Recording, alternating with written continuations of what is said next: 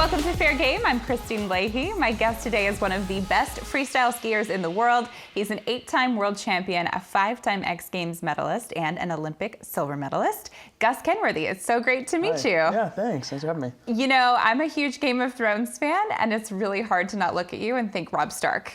I get that all the time. During the Olympics, there was so many people like tweeting side-by-side photos, so I'll take it. I mean, he's a stud. He is a stud. I feel like he was every girl's crush, like back when he was alive on Game of Thrones. I mean, I'll take it secondhand. So you were born in London. You grew up in Colorado. Mm-hmm. When did you decide that you should take up skiing?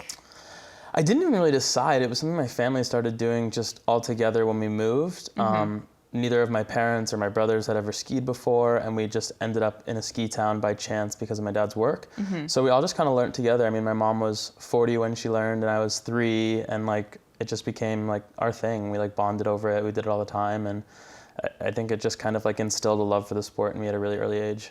So you now do the half pipe and slope style, mm-hmm. which are cool, but also risky. Yeah, they are. What is the scariest thing that you've experienced doing these?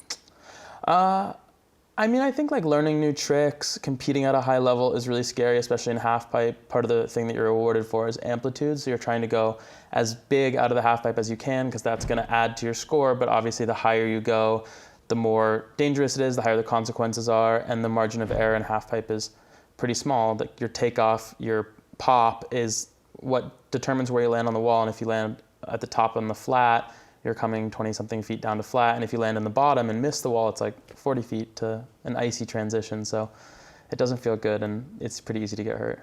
Do you get scared? Or are you just one of those guys, like you're just so excited to learn something new? No, I get scared. I definitely get scared. Yeah, I mean, I do, but the risks in the sport are like just a part of the sport, and it's inherent. And I think that you accept at an early age that you will get hurt, you will break bones and tear ligaments and all those things.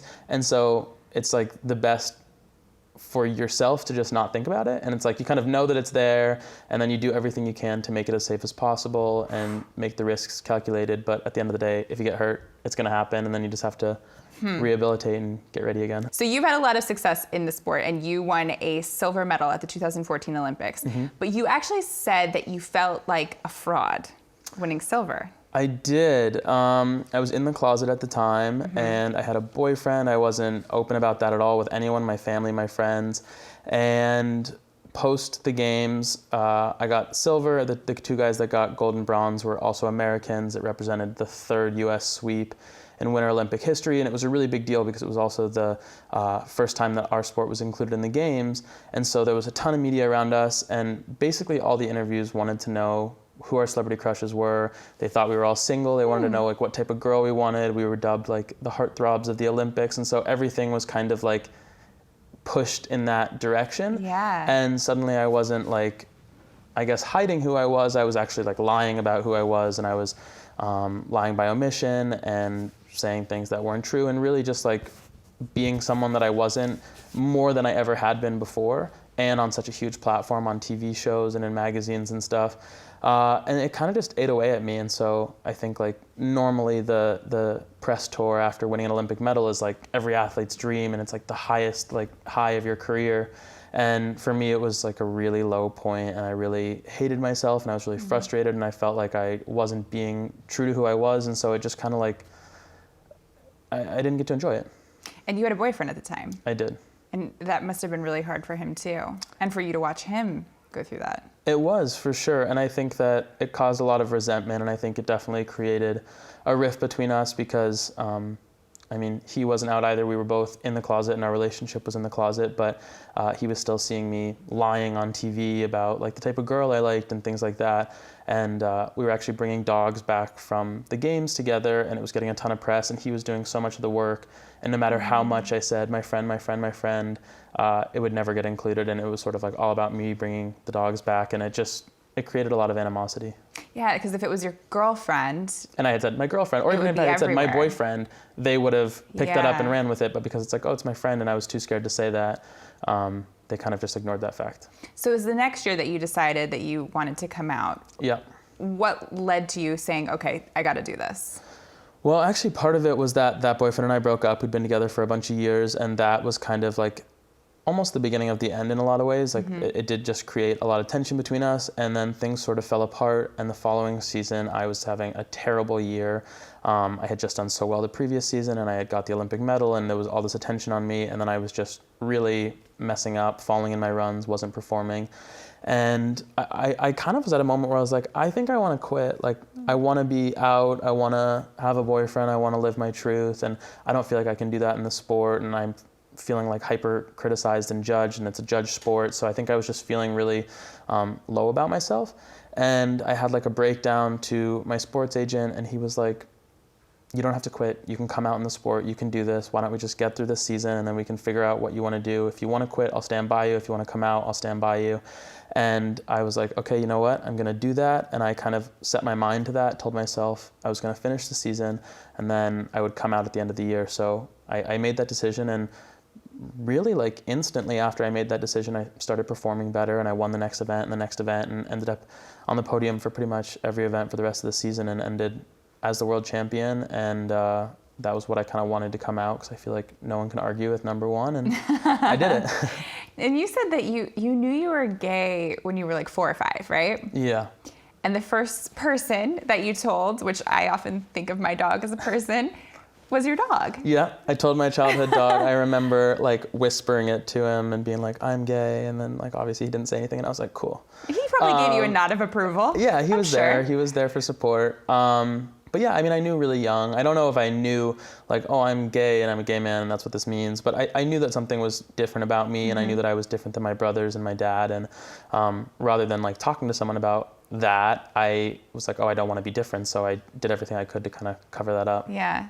The night before that you decided to come out, before you made the announcement, I have to imagine that is a really intense feeling, because your life is about to change. Yeah. Well, I came out in a very public way. Right. I didn't come out like to one person and then to another person. I had told my family and closest friends in the months leading up to the ESPN article, but I came out on the cover of ESPN, the magazine. And I basically did it in a really public way because I wanted to hopefully connect with people that were going through the same thing. And I knew that I wasn't the only gay person in sports, the only gay kid in a small town that didn't feel like he fit in. And there had never been anyone out in my sport, in any action sport, any X Games sport. So I decided I would come out in a really public way in the hopes that it would help someone, like the younger version of myself that needed that. But it was crazy because I had like met with a reporter, I had done this interview, she had met with my family, she had written this beautiful article.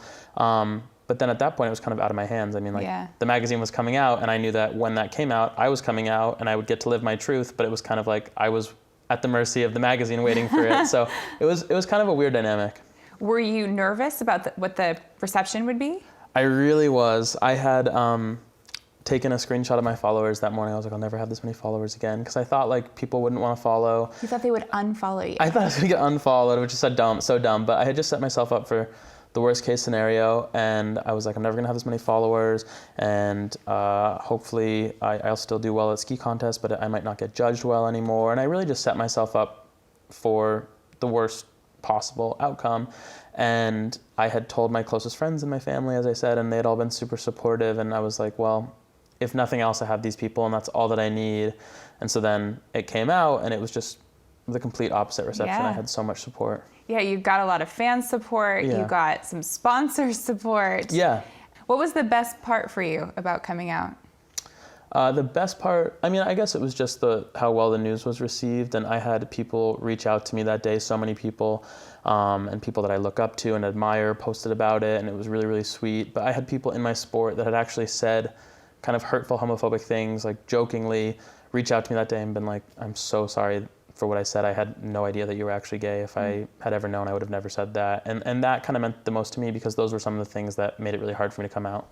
Do you hope that maybe some other athletes or people in prominent positions see what happened with you, and that you were so supported and loved for all of this, and that maybe it helps them decide to make the same decision? Absolutely. I mean, I think that we so desperately need representation, and we need visibility, especially in sport. There just is not a whole lot of out athletes.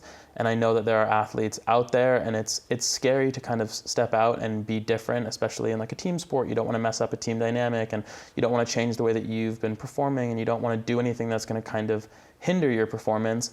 But all I can say is that like I performed so much better when I was performing authentically, and I was so well received, and I hope that more people do come out, because I think it's a beacon of hope for kids all over the place, and it's just going to make it more accepted and more universal. Check out our YouTube channel, FairGame on FS1, to catch all the best highlights of our show. And don't forget to hit the subscribe button so you never miss an episode.